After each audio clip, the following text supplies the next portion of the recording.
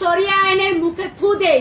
দেড় ব্যাটারি মাদানী হুজুরের দেয়া শরিয়া আইনের দরকার নাই, যেখানে মাদানীর মতো লোকেরা বলবে এক বিয়ে করে পুরুষ, দুই বিয়ে করে বীর পুরুষ, তিন বিয়ে করে মহাপুরুষ। এমন পুরুষের আমার দেশে দরকার নাই। শরিয়া আইনের মুখে আমি থুতু নিক্ষেপ করি। জোরে বলেন না নাউজুবিল্লাহ। আজকে দেখলাম জনগণ তাকে ধরে গণপিটানি দিয়েছে, গণধোলাই দিয়েছে। এই বেদব মহিলাটা আবার বলেছে যে শায়েখ আহমদুল্লাহ হুজুর উনি হলো ধর্ম ব্যবসায়ী, উনি খয়রাতি করে খায়, ফেসবুক পেজের ভেতরে মানুষের কাছে টাকা চাই, সাহায্য চাইয়ে চাইয়ে খায়, ও হলো খয়রাতি ধর্ম ব্যবসায়ী।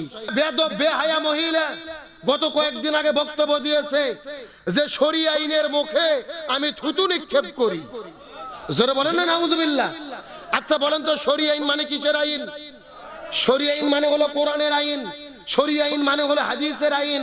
সুতরাং যেই বেদব মহিলা বলে আমি শরিয়া আইনের মুখে থুতু নিক্ষেপ করি, এ কাফের হয়ে গেছে। এই কুলাঙ্গার মহিলাকে আবারও তওবা করে কালেমা পড়ে মুসলমান হতে হবে।